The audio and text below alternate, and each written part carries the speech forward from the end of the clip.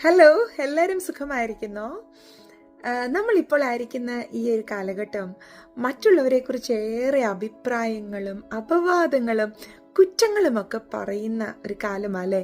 പരസ്പരം അങ്ങോട്ടും ഇങ്ങോട്ടും സോഷ്യൽ മീഡിയ തുറന്നാൽ അവിടെ മറ്റുള്ളവരെ കുറിച്ചാണ് സംസാരിക്കുന്നത്. അതും നല്ലത് പറയുന്നത് വളരെ ചുരുക്കമാണ്.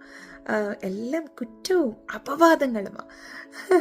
കഴിഞ്ഞ കുറച്ച് നാളുകൾക്ക് മുമ്പ് ഞങ്ങൾ ഇങ്ങനെ ചില അനുഭവത്തിലൂടെ കടന്നുപോയേ.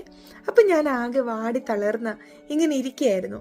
പെട്ടെന്ന് എൻ്റെ മമ്മി എന്നെ വിളിച്ചിട്ട് ഇങ്ങനെ പറഞ്ഞു, ഫെബി, ഒരു പണിയും എടുക്കാതെ ഒരു കഠിന അധ്വാനവും ചെയ്യാതെ ചില പ്രതിഫലങ്ങൾ കിട്ടണമെങ്കിൽ ഇപ്രകാരമുള്ള ചില പഴിയിലൂടെയും അപവാദത്തിലൂടെയും നിന്നയിലൂടെയും ഒക്കെ പോയാൽ മതി.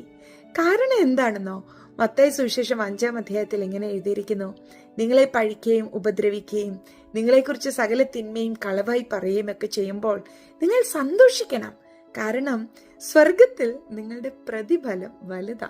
ഇങ്ങോട്ട് നോക്കിക്കേ, എന്ത് പ്രതിഫലമാ കഠിനാധ്വാനമില്ലാതെ കിട്ടുന്നത്? പണിയെടുക്കാതെ എവിടെയാ റിവാർഡ് കിട്ടുന്നത്? പക്ഷേ ഇവിടെ പറയുന്നു, നിങ്ങൾ പഴിക്കപ്പെടുമ്പോഴും നിന്ദിക്കപ്പെടുമ്പോഴും ദുഷിക്കപ്പെടുമ്പോഴും ഒക്കെ സന്തോഷിച്ചോ, പ്രതിഫലം വലുതാ. പ്രിയരെ, പഴിയിലൂടെയും അപവാദത്തിലൂടെയും വേദനിപ്പിക്കുന്ന വാക്കുകൾ കേൾക്കുകയും ഒക്കെ ചെയ്യുമ്പോൾ നമ്മൾ സത്യസന്ധരാ നിഷ്കളങ്കരാ എന്നൊന്നും തെളിയിക്കാൻ പോകണ്ട, നീതീകരിക്കാൻ പോകണ്ട.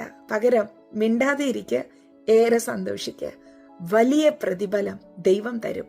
എവിടെ ദുഷിക്കപ്പെടുന്നോ, എവിടെ നിന്ദിക്കപ്പെടുന്നോ, അവിടെ തന്നെ, അതെ, അവിടെ തന്നെ ദൈവം മാനിക്കും. Bless you.